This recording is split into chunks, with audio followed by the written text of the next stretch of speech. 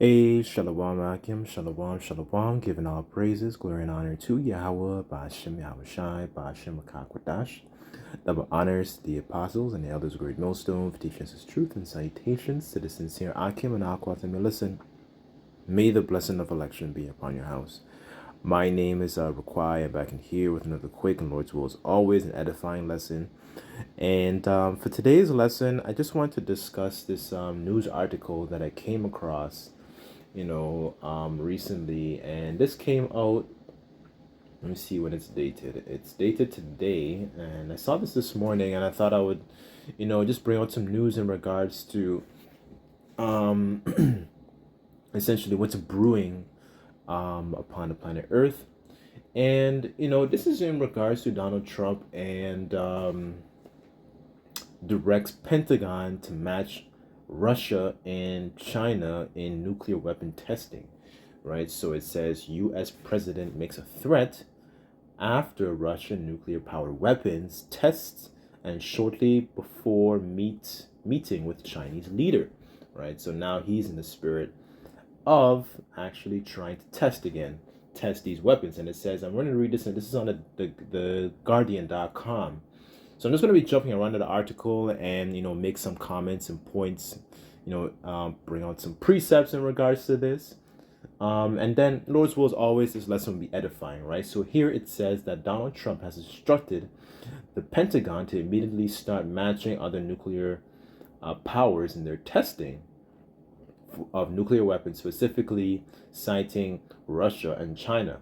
And in the post on Truth Social, Trump said, because of other countries' testing programs, I have instructed the Department of War to start testing our nuclear weapons on an equal basis. The process will begin immediately. It says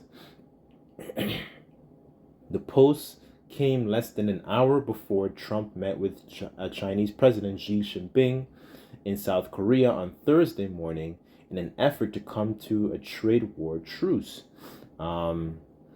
It says the meeting was first between the two since 2019. The United States, last held a full nuclear weapons test in 1992, and China and Russia are not known to have held any such tests since the same era. Trump's reference to on an equal basis left it unclear what weapons testing could take place and whether he was referring to displays of power similar to those recently conducted by Russia, right? So, and America is the type of country that they essentially boast in their military might. They have that strong arm to flex, and that's a lot of that because of their their military capabilities, right? This is why they're known as like a powerhouse around the world, right? But through there was a dormancy period, and eventually what happens now, a lot of these other countries are now essentially starting to level that playing field, right? It only mentioned here China and Russia, and remember, Russia is a key figure when it comes to this prophecies, because Russia will be used essentially to when you go into Ezekiel 38, to array themselves against Babylon, right? Which is referred to America, right? So the point is, though, it doesn't mention other countries here, but there's a lot of other countries too that are going to join alongside with Russia, and it's going to start to level the playing field, right? So I want to show you this real quick. Where was I? Because America is no longer seen as that they are a powerhouse, but there are other countries now that are kind of flexing their arm also well. Let me get this here, and I want to show you this. One second.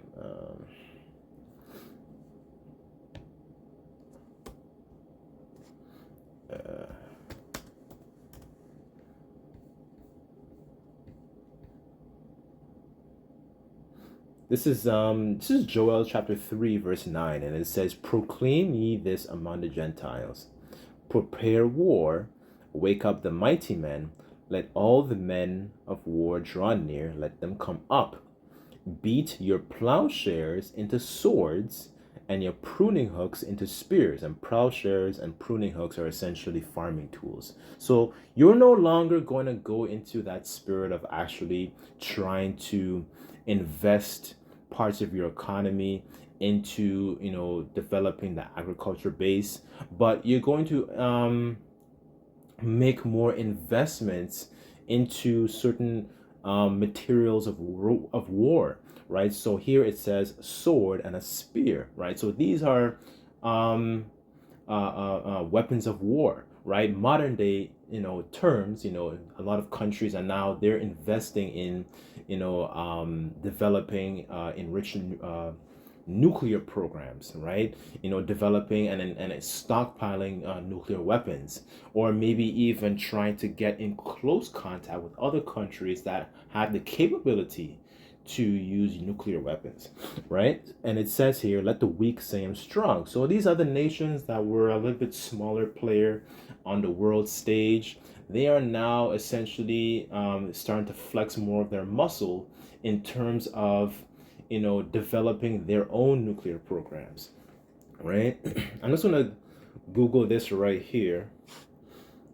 As a matter of fact, I'll go to ChatGPT. So let me see what ChatGPT says.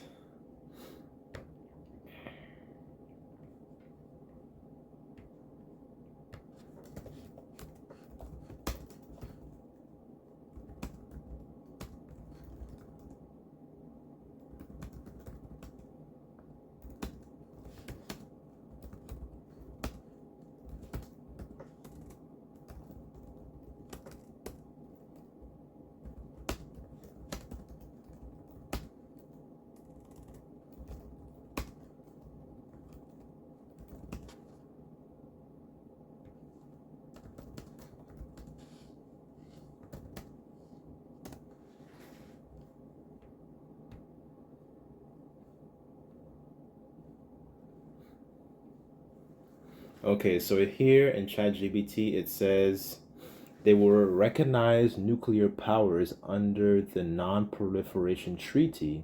These are the five officially recognized as nuclear weapon states. So on top, on the first, it says US, Russia, China, France, and UK. Right. So below, it says countries outside of the non-proliferation treaty. There we go. It says these are smaller or regional powers that have developed nuclear weapons independently. So here it says India, it says Pakistan, that's tested its first nuclear weapons in 1998, mainly as in to counter India in 1974. So they have something called the Smiling Buddha, right? And then it says Israel, never officially confirmed but widely believed to have significant nuclear arsenal. It says North Korea has conducted multiple nuclear tests since 2006. It says other potential former nuclear states. It says South Africa in the 1980s, Ukraine, Belarus, and Kazakhstan. Some of these countries broke off from the original USSR when the Soviet Union fell, right? So that's the point, though. The point is there are other nations that are in that state of war, and not only are they in that state of war, the smaller nations, they have those nuclear capabilities. So it's no longer going to be the US having those nuclear capabilities. Now you might think, why are all these nations at war? Because there is a controversy, right? The Lord is pretty much stirring the pot for these nations to go to war, right? Let me go here.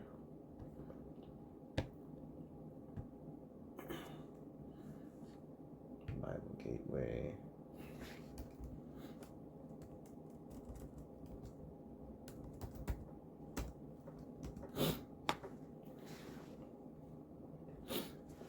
This is Proverbs chapter 21, verse 1, and it says, "The king's heart is in the hand of the Lord Yahweh.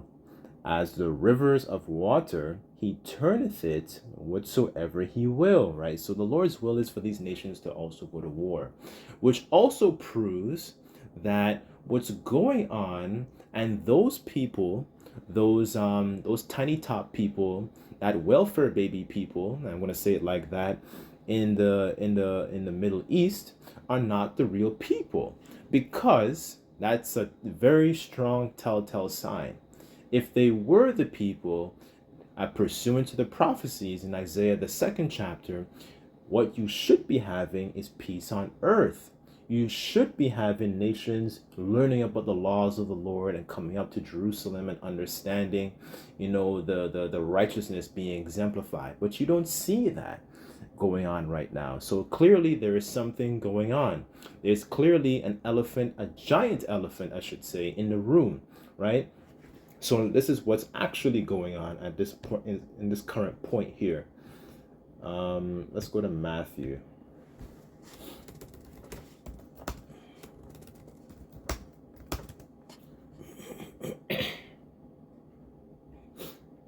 Okay, this is Matthew chapter 24, verse 6, and it says, "And ye shall hear of wars and rumors of wars, and see that ye be not troubled, for all these things must come to pass, but the end is not yet." It says, "For nation shall rise against nation, against kingdom, and kingdom against kingdom, and there shall be famines and pestilences and earthquakes in diverse places," right?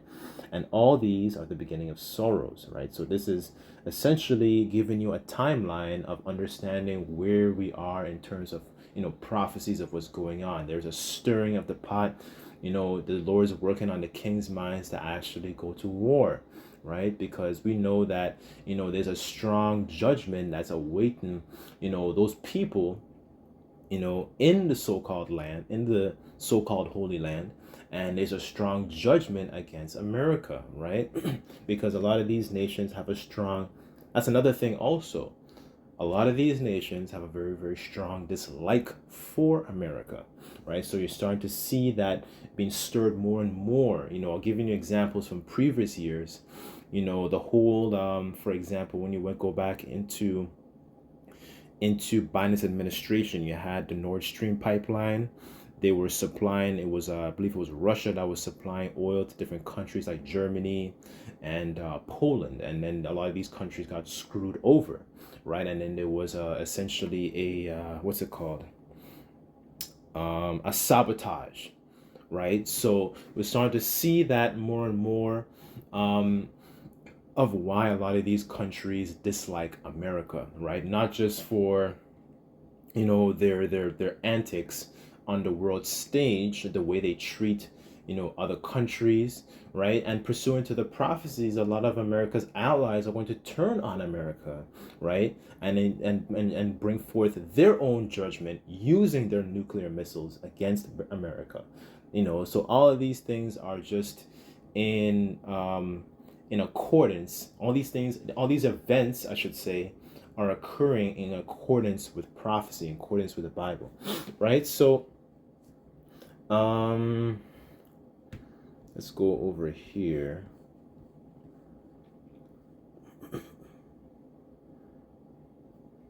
As a matter of fact, I'll get Isaiah 13. Oh, 1 second.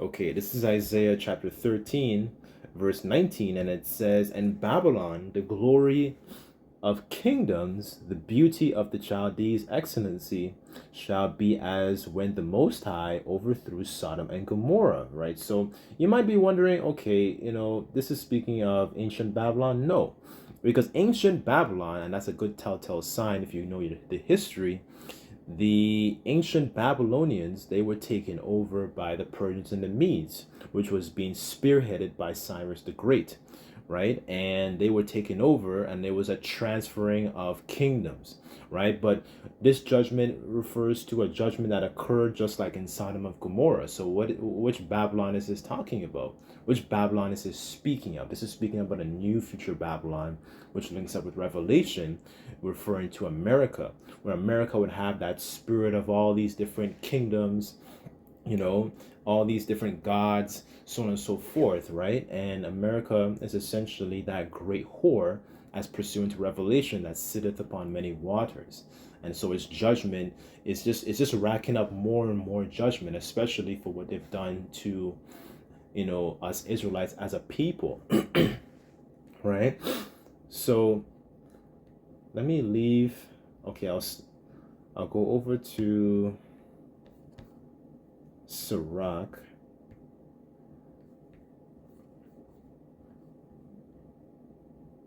As a matter of fact, let me get this in Psalms.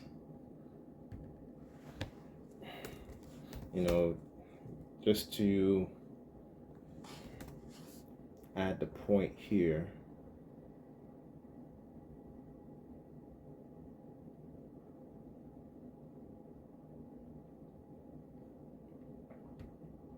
Actually, I'll get it. I'll go to Habakkuk, actually.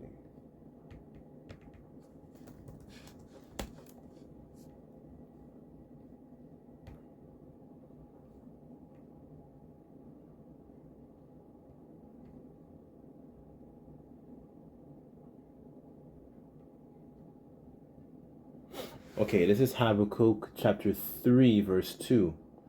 And it says, O Lord, I have heard thy speech and was afraid. And O Lord, Yahweh, revive thy work in the midst of the years, and in the midst of the years make known.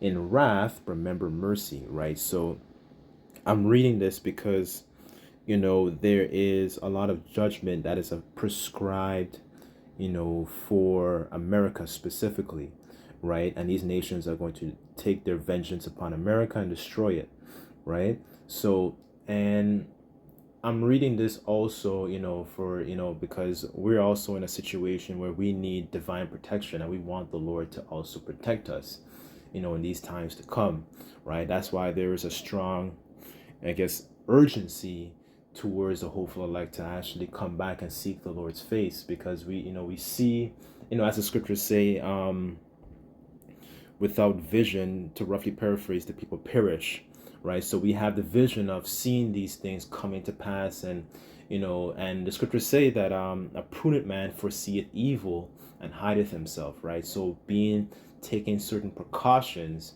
and trying to come back to the Lord, so the Lord can actually have mercy upon us and remember us, because the wrath is still coming, right? That wrath is still coming, because these other nations, they definitely want to get their lick back towards America, whether they were pushing, whether it was from economic sanctions, whether it's from, give you a case in point, years ago when that guy was in power, Gaddafi, and you saw the aftermath of how the nation was after he was deleted, right? So a lot of these nations are just itching, to essentially get their lick back. They want their 2 cents out of America, because they realize, America is giving them a short end of the stick. They're a big bully. They might have bullied them through foreign aid, whatever it was. They came in and took the resources and so on and so forth. Iraq, all these different situations. You see that America has a long laundry list of wickedness and of things that they've done to a lot of these other nations, right? Pushing their wine upon other nations, and that's in the scriptures too. It says, the nations have drunken of her wine, therefore, to roughly paraphrase, the nations are mad, right? So they're sobering up and they realize, what, this is not working for us, So the Lord is going to put the spirit upon these other nations, even their own allies, to enact their own vengeance upon America, right? So I'll leave it there, but Lord's will, this lesson was quick and edifying to the point. I just like to give all praises, glory, and honor to Yahweh Bashem Yahushai. Until next time, I say Shalom.